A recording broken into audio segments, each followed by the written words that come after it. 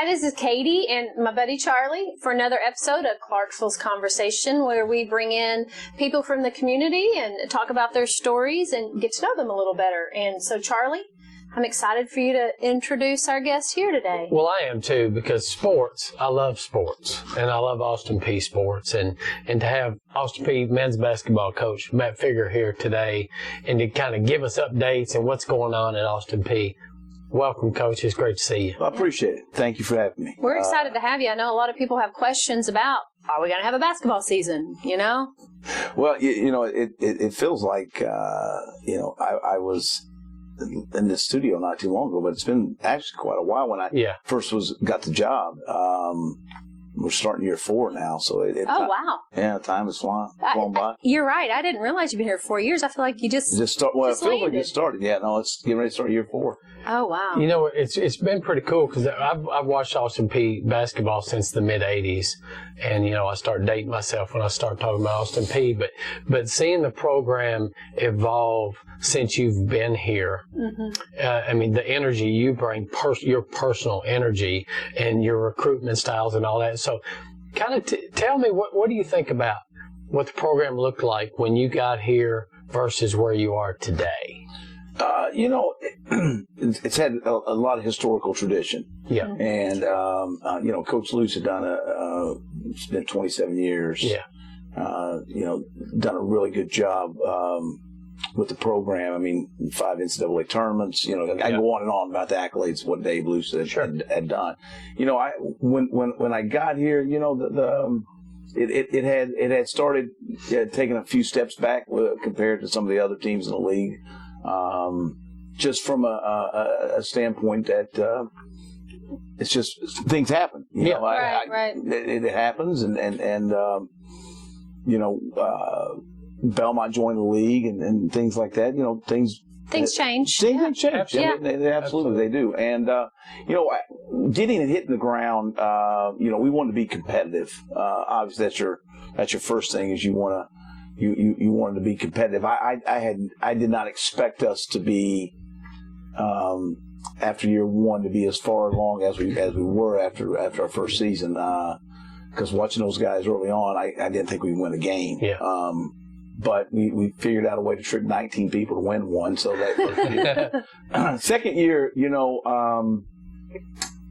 we played the second year. It was historically the best season the Ohio Valley Conference had ever had. Okay. We were fortunate. We won 22 games that year, and that had 2 NCAA tournament teams in Belmont and Murray, and 2 first-round draft picks with the NBA Rookie of the Year this past year, and John Morant being playing in the league. So, last year it was kind of in college basketball's changed so much since you dated those things, because with the change in the society with I hate to use the word instant gratification. Oh yeah. But if you're not, there's so many kids that move around now. Yeah. So the faces and things change so much in college basketball and in college athletics. So last year we had a lot of new players, and we were still able to take the next step, and that was being able to beat Murray and Belmont for the first time in regular season in the same year since Belmont joined the league. Wow. So there's small stepping stones that were. We got out to 10-0 start. Didn't finish as strong as we were. We had some injuries towards the end of the year, but still 21-win season. And there's a lot of excitement in year 4 with our team, because we've got the player of the year in the Ohio Valley Conference back for a 4th season in Terry Taylor. And Jordan Adams was Ohio Valley Freshman of the Year. So a lot of expectations, which I'm cool with. I mean, I didn't take this job not to have expectations. If you don't have expectations, then you don't have much interest in your program, and it's not built in the right direction. One of the fans my first year said, "Coach, we want to make the tournament." I said, "Oh, relax. The tournament, the Ohio Valley Conference tournament." He was excited about us making the Ohio Valley Conference tournament. And, now that's, in my mind, we got to take the next step, and that's, we've been to the semifinals 3 straight years. We've not been good enough to get over Murray and Belmont. And I make no bones about it. They are the standard in the league. Yeah. Okay. And so, we took a step towards that level with beating both teams last year in the regular season. Now we got to take the next step, and we got to consistently beat them. And we've got to try to compete for the OVC title this year, which we did last year. But we got to break through that ceiling and win it. Yeah. Well, it sounds like, too, that you've laid a good, solid foundation for year 4. But one thing that, as a coach, you could never have prepared for is how do you maneuver through this, like, COVID-19? How's that going to affect your program? How's that affecting your program now? How will it affect games? Well, everything. There's not been a playbook. That's right. Yeah. I said this after we had lost a hard game in the semifinals to Murray, and we went on spring break. And since the Ohio Valley Conference tournament is the first tournament to be played, COVID-19 hadn't happened. Okay. And so there was a break after, so I allowed the kids to go home for spring break. Well, by Wednesday, the country's shutting down, and they're canceling tournaments. And my kids went on spring break, and they never came back. Yeah. Never came back. So from about March, I think it was the 13th or 9th, somewhere in that area, till July, I didn't have a basketball team. And it was one of those deals where, kids, and I don't have a lot of local kids. So I've got kids in Texas, I've got kids in Florida, I've got kids from all over. And, being 5 months away from Clarksville, you get a lot of people in their ear, about, hey, stay close back, stay close to home, don't go back. There's a lot of things. So it was one of those situations that as a coach, every day there is some type of anxiety from, okay, will I get a phone call today? Say, circumstances, the kid wants to stay close to home, those type of things. So going through that process was on a daily basis was kind of nerve-wracking at times because you just didn't know what was going to happen. Was there anything, just out of curiosity, that you did during that time to keep you guys connected? Did y'all have video call? Just as a team? We did. And I'm different than a lot of other coaches. Coaches were talking about, we were doing these Zoom calls of talking about watching film and stuff like that. And I didn't think that was the time and the place to be beating those guys over the head about basketball, because so many of them, as a young man, their identity is basketball. That's true. And that was stripped from them. And so here kids are running around. Well, not running around, but actually sitting at home under their parents' roof, 24 hours a day, not knowing who they are. There was a lot of uncertainty with them. So my whole thing was, how do I help them mentally? Yes. More than the basketball. The basketball, so our calls were just, it was a goof-off session.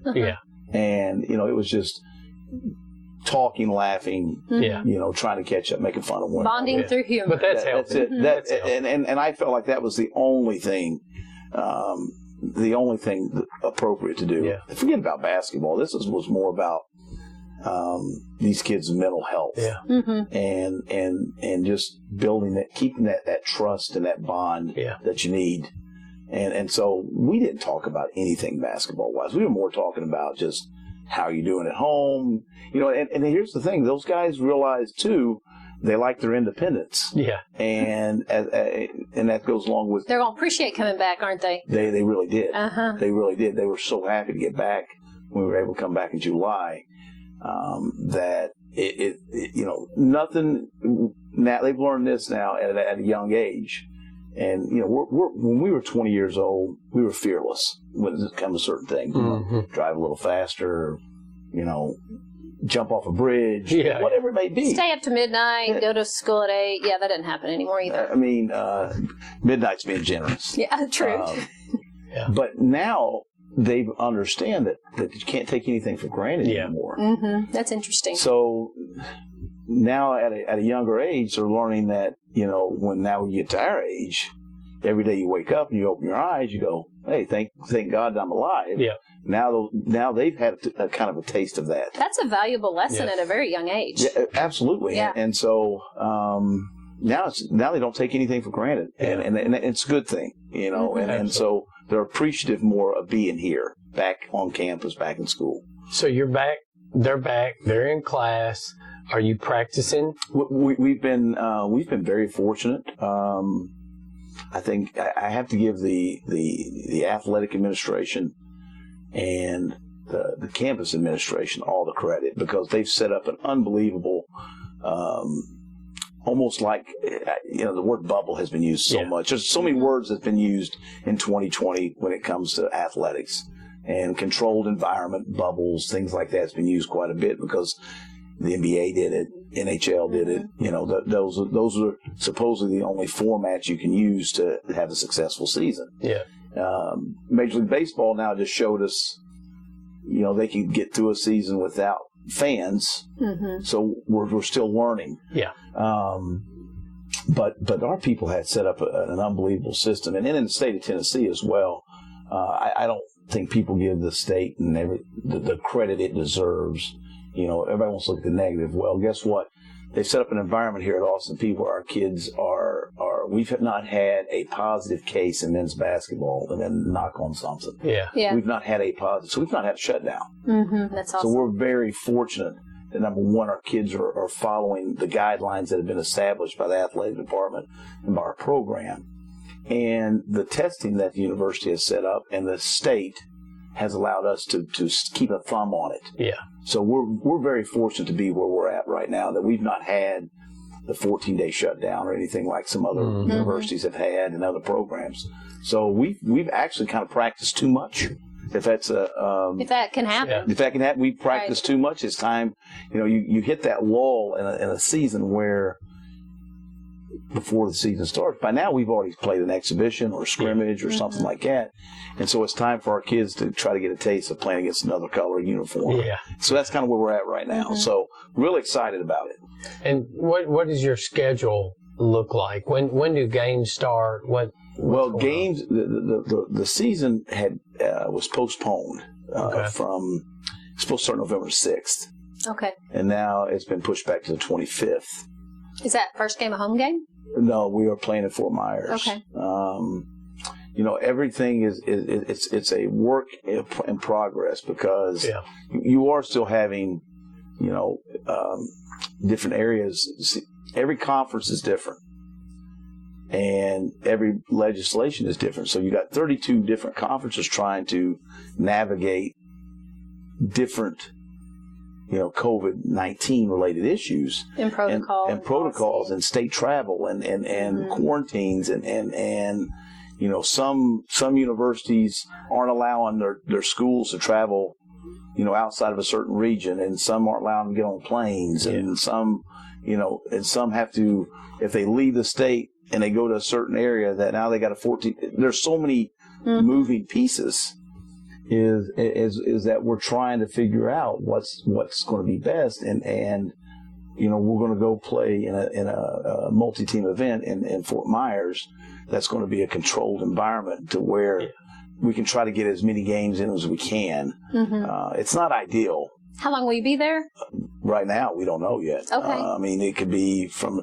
I know we're supposed to play the 25th, 26th, and 27th. Yeah. Okay. That could be an extended stay. Yeah. Providing once some more formats get laid out, because you've got to have 13 Division I contests, which doesn't seem like a whole lot, but now with the guidelines and the postponements and the things like that. I think you're seeing it more in football and college football now.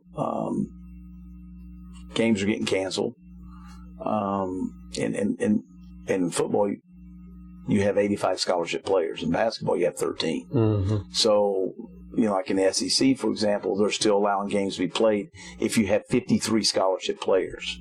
Well, 53 to 85, that's 32. Yeah, that's over a third of your team being out. Well, if you have a third of your team being out in basketball, it's going to be hard to play. Yeah. So those are the moving parts that are the unknowns. And we've got to try to figure out how to navigate through the unknowns. And that's what we're trying to do right now. And so the schedule part of it is going to constantly be evolving. And in this society, I tell our guys every day, we have to be able to excel in chaos. Mm-hmm. And that's a life lesson too. Yeah, you've got, and so we're learning this is as a fan, you're going to have a little bit of patience and be able to go with the flow of things, so to speak. It's having to deal with disorganization, but be organized in disorganization. Yeah. And being able to excel in chaos. That's kind of the only way I can put it. And so it's not going to be normal. You're not going to have a schedule that says, well, Austin Peay's playing on December the 4th. Well, that could be December the 4th. That could be December the 6th. Yeah. That could be December the 7th. So as a fan now, you're going to have to kind of stay on alert more to follow the program. Yeah. Well, I think that's kind of been the situation going through this whole quarantine and COVID, this whole process, is that there isn't we're going to put a plan in place and that's it, because 2 weeks from now it could be totally different, right? It's a revolving door. I mean, so are you guys waiting till we get closer to home games to see what it's going to be like for fans, or have they already put like something in place for that? I think, it's the capacity. I'll be misquoting me, but I think we're going to be able to hold you to it. I think we're going to be able to get about 2,000 fans into the Duns. Yeah. Okay. Yeah. Today. That could change in a month. Could. Yes. Could, but as of today, right now, the capacity is somewhere between 25% or something like that. I think, Kentucky's different, and the state of Kentucky is different, Tennessee and whatnot. But I think it's going to be somewhere around 25%. There's so you mentioned a couple players earlier, Jordan and Terry, and they've gotten some accolades for their play, and I can't help but think that when high school basketball players see these guys on your team or coming to Austin Peay and their talent level, it seems like that would help you with recruitment and just getting your brand out there. So how is that? How does something like that help you with the recruitment? Well, I think we've gotten, those two individuals have gotten a lot more national notoriety through social media. I don't know if we've caught on yet with some of the mainstay, I think Dan Patrick's called it the mothership when he left ESPN or whatever. But, right now we're kind of the social media darlings from all the people who kind of dig through some of the things that aren't necessarily on national television. And Terry and Jordan, they are very talented. They can play anywhere. Yeah. I think in Terry's standpoint and Jordan's standpoint are two different cases. Terry was a kind of an unknown player coming out of Bowling Green, and has been able to have an unbelievable career. Yeah. For him, selfishly, I wish this was normal because he has a chance to break every school record. Yeah. That is there for him. Scoring, rebounding.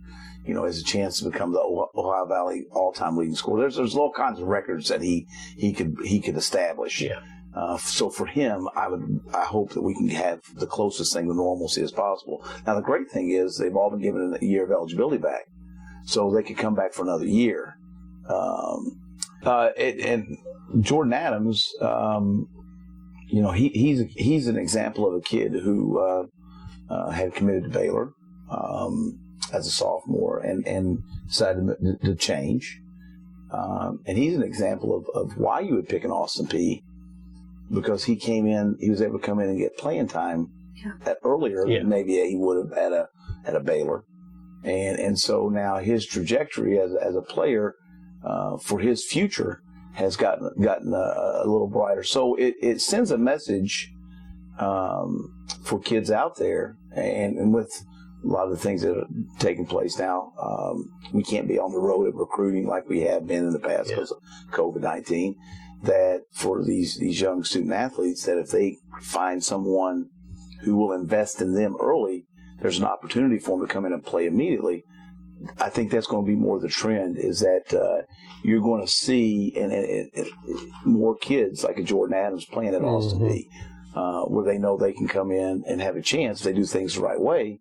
Have a chance to play immediately. So it's been really good. That's how we've invested with those two kids. Is that Terry was freshman of the year when he came as a freshman over John Morant, which now Morant was NBA Rookie of the Year. Terry was Player of the Year last year, and so that's a path now. Jordan was Freshman of the Year last year, and so now we've got them both together. We've added some more pieces around them.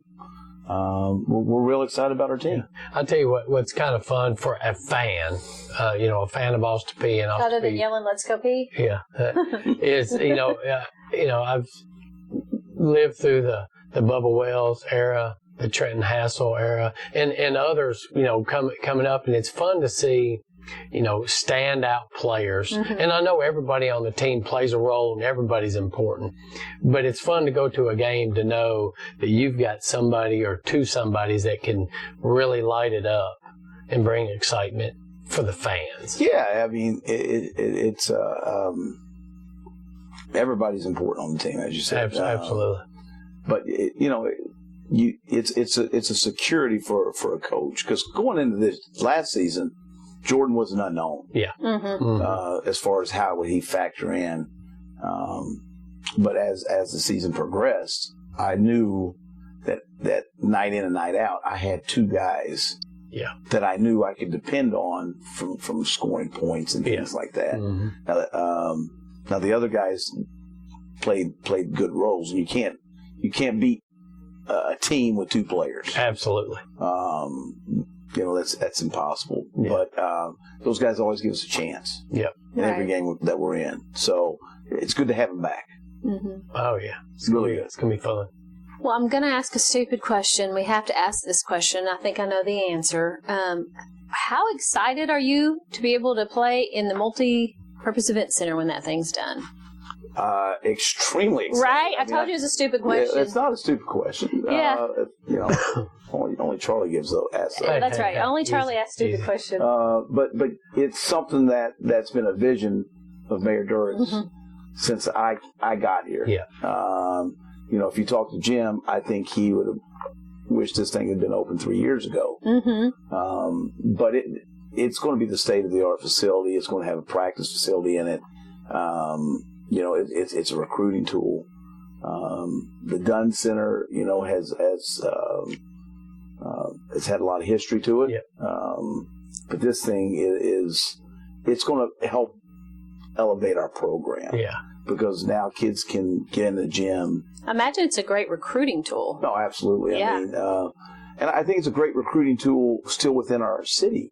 True. I think, the venue is going to be more recruitable to people who, Clarksville's a neat town within certain things, because being here now 4 years, it has such a small town kind of feel to it, because you have a group of people that it's still like it's probably in the 80s when it was 50,000 people or whatever. But you also have all these transplants from all over the United States that's moved to Clarksville, because it is a booming town. Nashville's a booming area, jobs and things like that. So you have all these transplants from transit from different places with the military base and everything else. And so that facility can be more appealing to people who aren't originally from Clarksville. And, there's going to be concerts. The Predators are going to have a part there. So people are going to be attending that event center. That's why it's called the Multi-Purpose Event Center. Right, I mean, there's going to be, anything from WWE to Monster Jam to concerts and things like that. So people are going to get used to going there. So guess what else is going to happen? Well, there's also be basketball there as well. So we're hoping that all that grows the fan base. Well, the Multi-Purpose Event Center is truly, in my opinion, a community partnership. Mayor Durrett did a really good job bringing people together because, I mean, Austin Peay's involved in that partnership, the county is, so it wouldn't have really been able to happen had all those people not came together and said, hey, we want this. So. Yeah, I think it's a win situation. Nashville is close, but it's not close enough for me to travel to Nashville. Mm-hmm. As close as we are, I'm not getting in the car on a weekly basis and driving to Nashville. Yeah. I'm excited about that downtown area of Clarksville. Me too. Getting some renovation and growth. So there is an area for everybody in Clarksville to enjoy, right? Which is probably been the whole vision of the thing. And I think the things that are happening in downtown Clarksville, we can all migrate a little bit from Roman Rudolph and try to hit the downtown area more. Mm-hmm. So, Coach, before we close, is there anything that you haven't shared with us that you want to share with our listeners? Well, the one thing I would say is that it's never too late to jump on the train and be a fan. Mm-hmm. I think what makes also is going to make this exciting is for our season is that I think people take for granted Austin Peay sports a little bit. Well, with the limited capacity, you're going to have to get in. Yeah. You just can't show up and say, hey, I'm here, I want to be a fan. Yeah. You're going to have to invest a little bit. So, I truly believe that we could have a really special season. And it'll be something that I think will be, when you can't have something, people want it. Yeah. It's true. So hopefully, with hey, there'll only be 2,000 people in the stands. Better get your tickets, when you can. Create a demand. And exactly. Mm-hmm. So we're just looking forward to playing basketball. Yeah, absolutely. We're looking forward to watching y'all play basketball. We've got a great group of young men. I'm more proud of the things they do within the community. We don't try to draw attention to ourselves. I'm not a big social media guy. I don't give my thoughts and quotes and all that other stuff. Some people do that. I'm not trying to brand myself. I'm not Joel Osteen or nothing. Yeah, so I'm not trying to brand myself, but I'm proud of what our kids do. Yeah, absolutely. They go to school. They stay out of trouble. They do community service. They get good grades, and they're good human beings. So that's what I'm more proud of than anything. Well, that's awesome. Yep. Well, we appreciate you joining us today, but I think that before we close, we have one more thing that we need to do. Do we all need to yell the "Let's Go Pee" together? We do. Should we? Just yeah. Why not? Let's see if we can get it. Why not? Well, I mean, it's the only socially acceptable time to say "Let's go pee." That's right. Exactly. Y'all ready? Yep. Let's do it. 1, 2, 3. Let's go pee.